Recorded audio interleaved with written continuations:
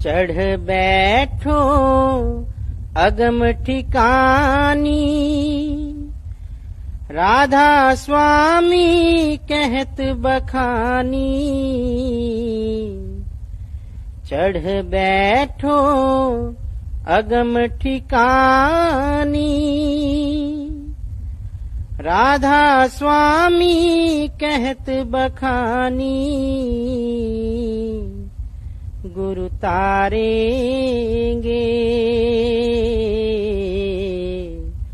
हम जानी, गुरु तारेंगे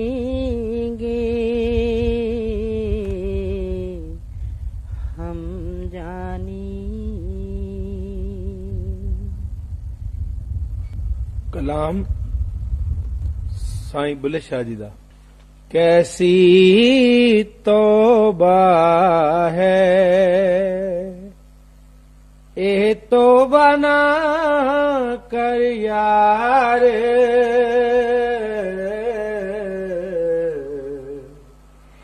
कैसी तौबा है।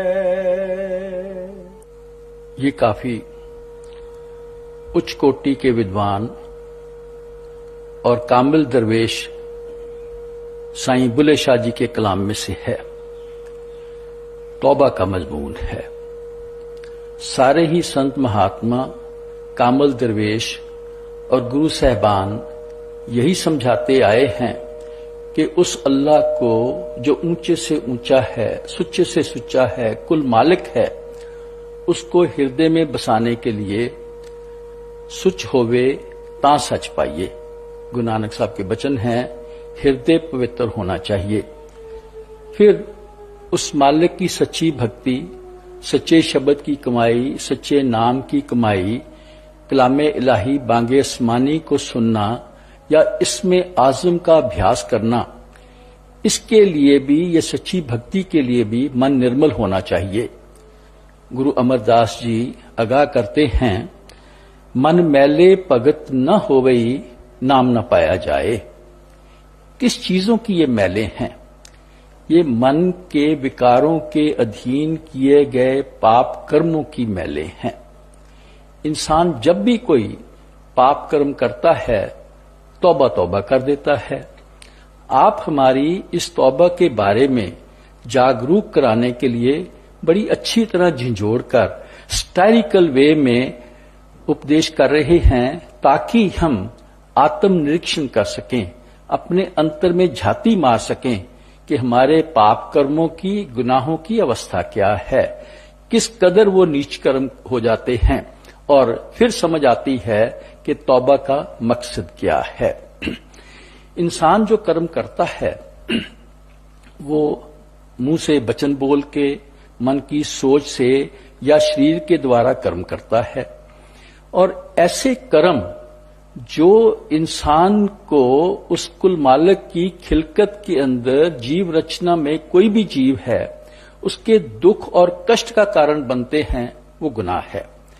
इसी तरीके से कोई भी ऐसा कर्म जो हमें उस मालिक से दूर ले जाता है, वो भी गुनाह माना जाता है, वो भी पाप कर्म ही माना जाता है। अब तौबा क्या है?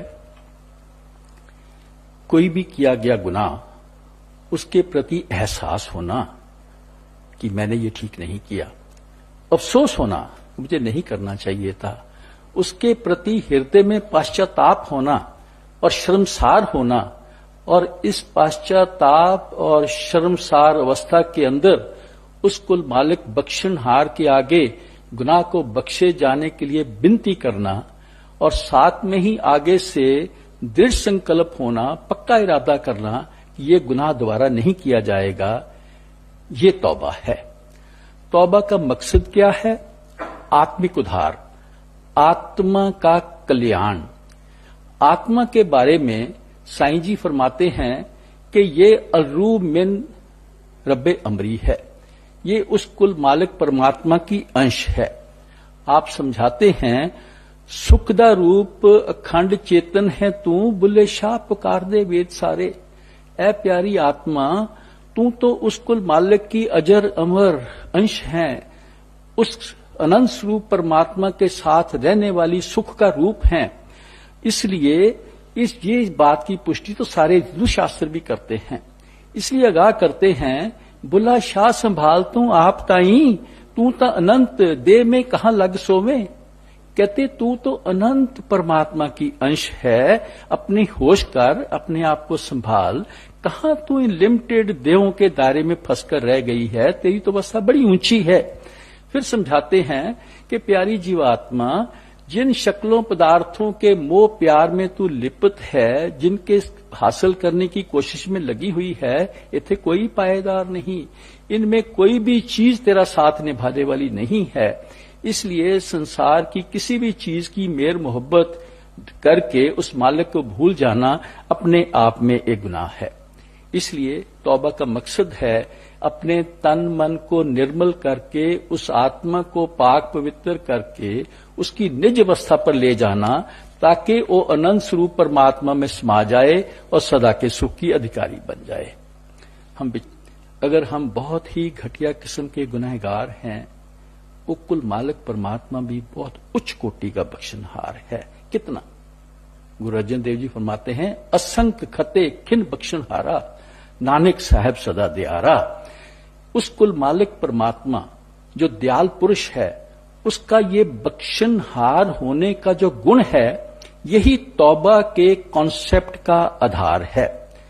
इस्लाम में तो यहां तक विश्वास किया जाता है कि जो मन है, शैतान है, ये सारी जिंदगी इंसान को अपने खेल खिलाता है। उसका प्रण है कि मौत तक इंसान को खेल खिलाता रहेगा, पर वो मालिक भी इतना बख्शनहार है कि वो आखिरी श्वास तक भी कोई सच्ची तौबा कर ले तो भी वो बख्शने के लिए तैयार है।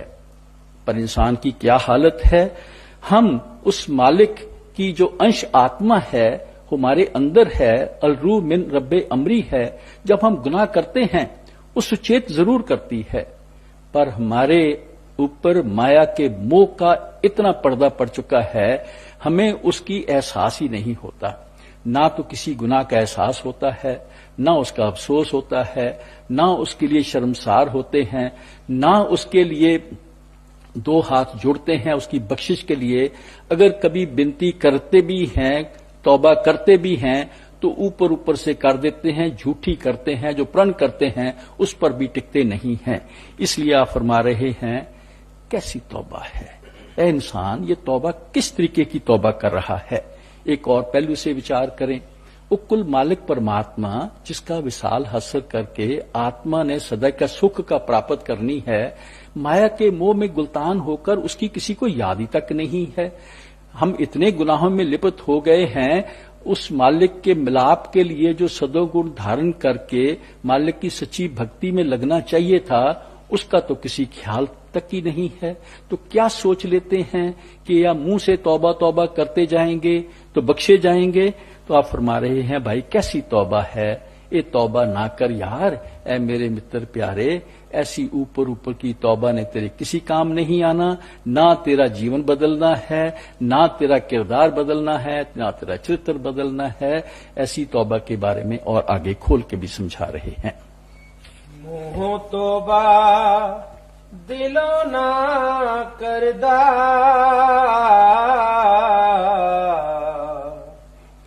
इस तौबा थी तरक ना फड़दा। किस गफलत ने पायो पड़दा,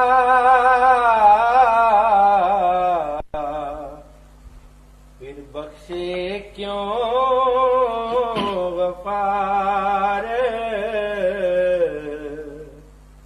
ये तौबा ना कर यार। साईं जी हमें फिर झंझोड़ के समझा रहे हैं कि भाई तू मुंह से तो तौबा तौबा करता जा रहा है, गुनाह करता है, तौबा तौबा बोल देता है, पर किए गए गुनाह का तुझे एहसास नहीं होता, तुझे अफसोस भी नहीं होता, तुझे गुनाह किए गए का पश्चाताप भी नहीं होता, तू शर्मसार भी नहीं होता, गुनाह पे गुनाह करता चला जाता है। फिर अगर तौबा भी कर लेता है, कस्में भी उठा लेता है, प्रण भी कर लेता है, वो भी झूठा। कहते उसके ऊपर भी तो खड़ा नहीं रहता, तो कहते भाई ये दिल से तौबा तो ना हुई, ये तो मुंह से ही तौबा तौबा हो गई, मुंहों तौबा दिलो न करदा।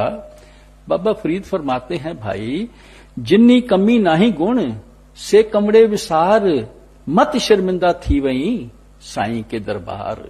कहते भाई जो तू कर्म करता है, अगर उन कर्मों से तेरे अंदर वो गुण नहीं उभरते जो उस कुल मालिक परमात्मा को पसंद हैं, तो काम छोड़ देने चाहिए, नहीं तो तेरे को उसके दरबार में शर्मिंदगी उठानी पड़ेगी। मालिक को कौन से गुण पसंद हैं? हर के गुण हर पावदे। मालिक को वही गुण पसंद हैं जो उसे प्यारे लगते हैं। वो क्या है? प्रेम है, दया है, क्षमा है, सब्र संतोष है, मीठा बोल है, अपने आप का जो संयम है, शीलवंत होने का गुण है, सहनशीलता का गुण है, ये गुण उसको पसंद है। कहते हैं भाई ये तू मुंह से तौबा तौबा किए जा रहा है, पर तौबा जो तेरे को तर्क सिखाती है, जीवन जीने का जो मार्गदर्शन करती है, उस पे तू चलने की कोशिश ही नहीं करता। जो तौबा है ये तो तेरे को गुनाहों से मुक्त होकर उत्तम आचरण धारण करके, उच्च कोटि के परमार्थ के गुण धारण करके, उस मालिक दुनिया का मोह त्याग के मालिक के साथ मेर मोहब्बत करके उसके मिलाप की तरफ कदम उठाने के लिए प्रेरित करती है। कहते हैं ये तो तू करता नहीं, इस तौबा थी तर्क न फड़ता। तो कहते हैं भाई किस गफलत ने पायो पड़ता। कहते कौन सी नासमझी, कौन सी गफलत, कौन सी झूठा विश्वास, झूठी तसल्ली ने तेरे विवेक को ढक लिया है, जिसके कारण तू उस कुल मालिक परमात्मा की होंद या अस्तित्व को ही भूल गया है, उसके इंसाफ को ही भूल गया है। तुझे उस परमात्मा के प्रति न प्यार है, न डर अदब है, तू भूल ही गया है। कहते अगर तू एक बार भी जो तौबा तेरे को तर्क सिखाती है, रास्ता दिखाती है, तो उस रास्ते पर चलना शुरू कर दे, तेरे अंदर मालिक का प्रेम जागृत हो जाएगा, तेरे अंदर मालिक का डर अदब पैदा होना शुरू हो जाएगा, तू उसके शरणागत हो जाएगा। फिर छोटे मोटे गुनाह के लिए भी कान को हाथ लगाकर तू सच्ची तौबा करेगा। तेरे मुंह से यही आवाज निकलेगी, असी खत्ते बहुत कमाऊं दे, अंत न पारावार, हर कृपा करके बख्श ले हो, हम पापी वड गुनहगार। गुरु अमरदास जी के वचन हैं। इस तरीके से जो सच्ची सुच्ची तौबा की जाती है, वो हमारी शरीयत का आधार बनती है, तरीकत का आधार बनती है। आगे खोल के विचार करेंगे। साथ में ही ऐसी सच्ची सुच्ची तौबा हमारे हृदय रूपी बर्तन को साफ करती है, उस कुल मालिक को बिठाने के लिए। ऐसी सच्ची सुच्ची तौबा ही उस मालिक की दया, मेहर और रहमत का आधार बनती है। और कहते हैं ऐसी सच्ची तौबा से ही हमारे अंदर परमार्थी गुण उभरते हैं।